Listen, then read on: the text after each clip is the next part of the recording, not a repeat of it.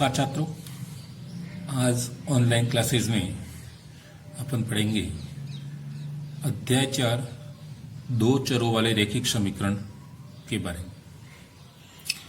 दो चरों वाले रैखिक समीकरण, तो पहले इस अध्याय जो नाम है उसका परिचय हो जाए। तो यहां पर दो चर, रैखिक और समीकरण, ये तीन शब्द हैं। इन तीन शब्दों को समझेंगे। समीकरण को समझने से पहले हमें बहुपद के बारे में ज्ञात होना जरूरी है। बहुपद को हमने अध्याय 2 में पढ़ा है विस्तृत। बहुपद का मतलब यह है कि इसमें चर राशि हो, जैसे ये 3x² minus 2x plus 5, 2x का 3 plus 4x² plus 5x plus 7। इस प्रकार से बहुपद होते हैं। इसमें चर राशि होती है, चर राशि का गुणांक कोई वास्तविक संख्या होती है और ये अचर राशि होती है। अब चर राशि क्या?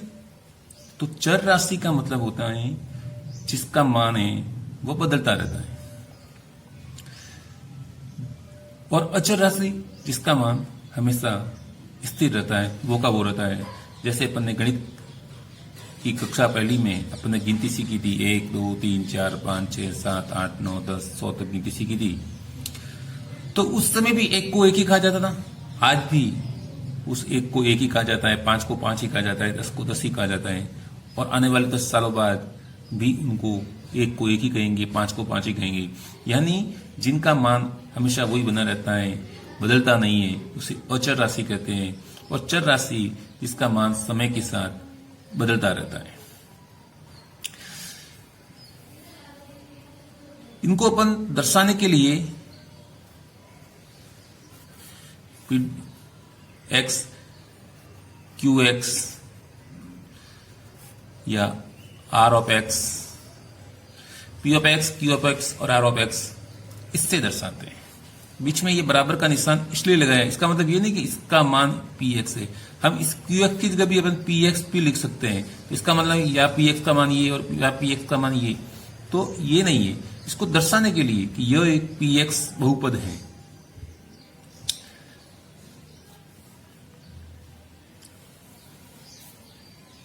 अब समीकरण, समीकरण के अंदर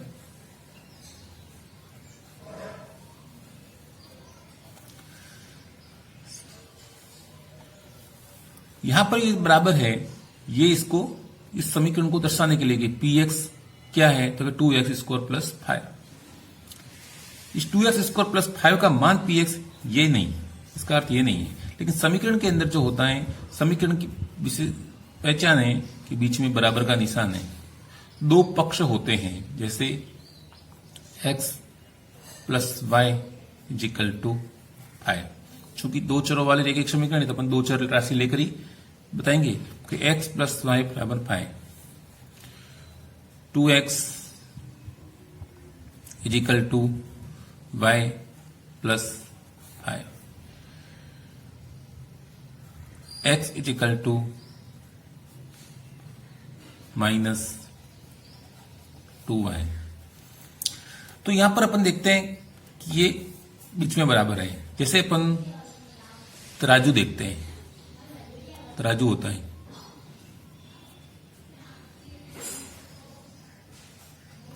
तराजू में दो पलड़े होते हैं और बीच में ऐसे एक कमान होता है।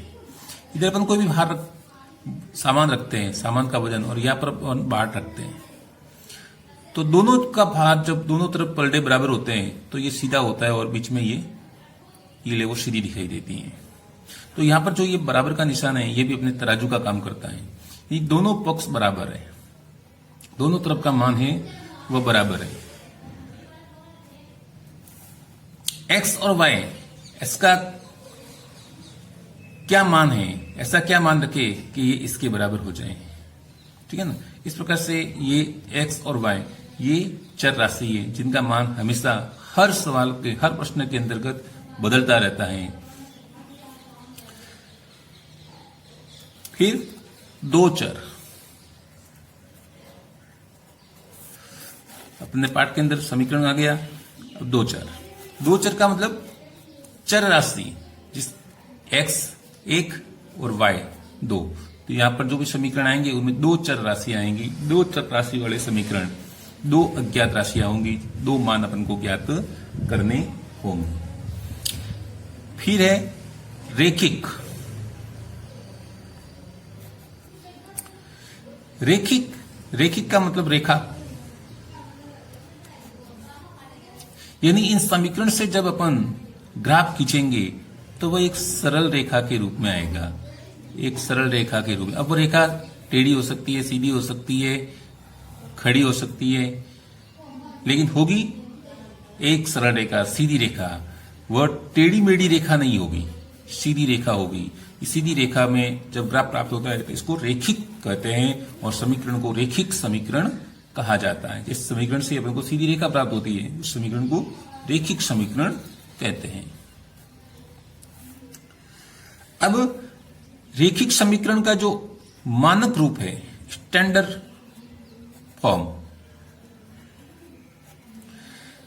ये प्रत्येक समीकरण है, रेखिक समीकरण है वो ax plus by plus c equal to 0 रूप में होना चाहिए, या हमें उस समीकरण को इस रूप में लिखना चाहिए। जैसे कुछ उदाहरण देखते हैं। कुछ उदाहरण लेते हैं, जैसे 2x plus 3y is equal to 4.37। तो इस समीकरण को इस मानक रूप में लिखना है तो इसको इस प्रकार से लिखेंगे 2x plus 3y minus 4.37 is equal to 0। अब यह ध्यान रखने वाली बात यह है कि ये जो दो पक्ष है, कोई भी राशि पक्ष से दूसरे पक्ष में आएगी तो वो अपना निशान बदल कर लिखी जाएगी। जैसे 4.37 को इसको पक्षांतरण किया गया, इस पक्ष से इस पक्ष में लाया गया, तो यहाँ पर अपन ने इसका चिन्ह बदल दिया माइनस 4.37। अब इधर कुछ नहीं बचा तो अपन ने लिख दिया 0। अब हमें इस समीकरण की इस मानक समीकरण से तुलना करके a, b और c का मान ज्ञात करना है। तो यहां देखिए 2x ax, तो x के आगे a है, a की जगह यहां पर क्या है 2, तो a equal to 2। b y के आगे b, तो यहां y के आगे क्या है 3, तो b का मान यहां पर 3 होगा। c की जगह यहां क्या है माइनस 4.37, तो c का मान आ जाएगा माइनस 4.37। और एक उदाहरण देखते हैं।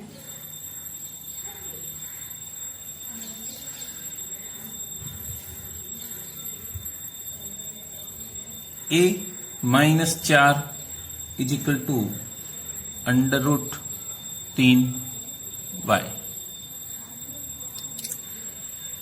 पक्षांतरण करके इसको इस मानक रूप में लिखते हैं तो आएगा a माइनस √3y माइनस 4। अब इधर कुछ नहीं बचेगा तो आ जाएगा 0। अब ax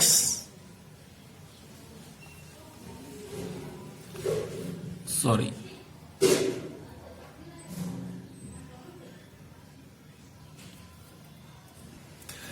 यहां पर x है, x, तो x के साथ a है। अब यहां पर a लिखा हुआ नहीं है, इसका मतलब क्या है, आगे संख्या नहीं दी हुई, इसका मतलब क्या है, कोई संख्या नहीं है तो 1 है। तो यहां पर a equal to 1, b equal to minus √3 और c इजिकल टू -4। एक और उदाहरण लेते हैं। 2x = y। इसको जब मानक रूप में लिखेंगे तो हो जाएगा 2x - y। अब चूंकि c की जगह कुछ है ही नहीं है, तो c की जगह कुछ नहीं है तो अपन क्या लिखेंगे? 0। c का स्थान है ही नहीं है तो वहां पर अपन क्या लिख देंगे? 0। अब यहां पर मानक रूप से तुलना करेंगे। a का मान 2 आ जाएगा, b का मान, अब y के साथ क्या है? -y, यानी ये 1 y है, कुछ नहीं लिखा हुआ, इसका मतलब इसका गुणांक क्या है? 1। तो b = -1। और c चूंकि समीकरण में नहीं दिया हुआ है तो अपन +0 लिख सकते हैं। c = 0। यदि समीकरण दो चर वाले रूप में नहीं है, समीकरण अपन को जो दिया हुआ है उसमें एक ही चर राशि दी हुई है और अपन को कहा जाए कि दो चर वाले समीकरण में व्यक्त करना है, तो कैसे करेंगे? देखिए, जैसे अपना जो सवाल है वो इस प्रकार से है, x = -5। यहां पर चर राशि एक ही दी हुई है, तो इसको अपन, इसका गुणांक क्या है? 1। इसको दो चर वाले समीकरण में बदलना है तो इसको अपन इस प्रकार से लिख सकते हैं, 1x। चूंकि अब इसके अंदर अपन y है नहीं तो उसको अपन 0y लिख सकते हैं।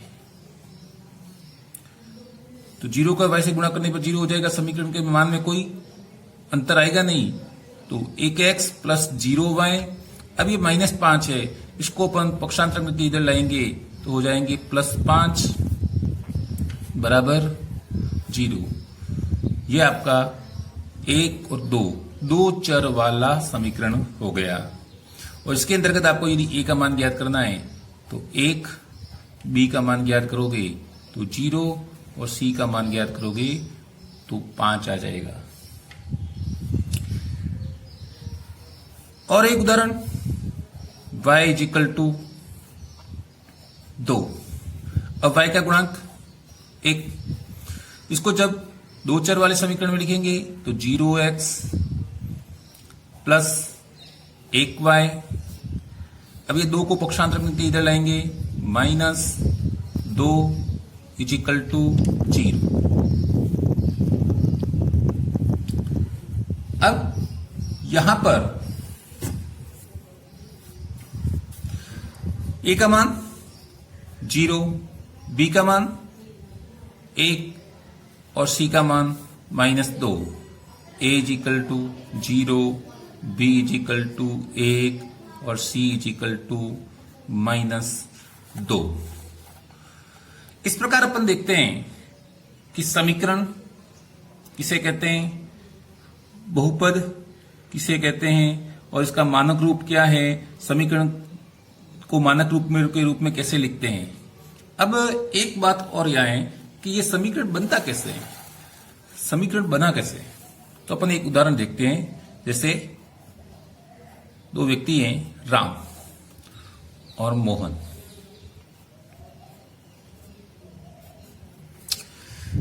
तो ये भाषा के रूप में सवाल होता है कि राम के पास मोहन से दुगुने से 5 रुपए अधिक है।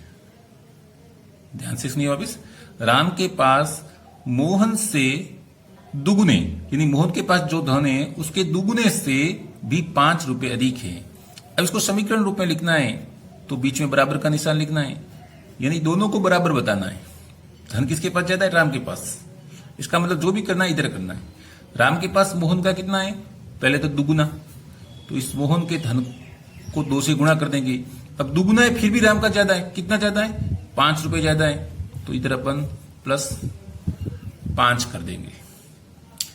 अभी एक समीकरण है, इस समीकरण को हल करना है, फिर अपन को राम और मोहन का धन ज्ञात करना है। तो ये एक पेज का जैसे सवाल है तो पूरे पेज में राम मोहन लिखना शोभा नहीं देता है। तो सुविधा के लिए अपन राम के धन को अपन ने मान लिया x और मोहन के धन को अपन ने मान लिया y। तो ये इस प्रकार से एक समीकरण बन जाता है x बराबर 2y प्लस 5। इस प्रकार से ये एक अपना समीकरण बन जाता है और इस समीकरण को फिर हल करते हैं तो x और y का कोई मान आता है जो रखने पर इस समीकरण की दोनों पक्ष हैं वो बराबर हो जाते हैं। आशा है आपको जो जानकारी दी वो समझ में आई होगी। वीडियो को लाइक कीजिए, सब्सक्राइब कीजिए। धन्यवाद।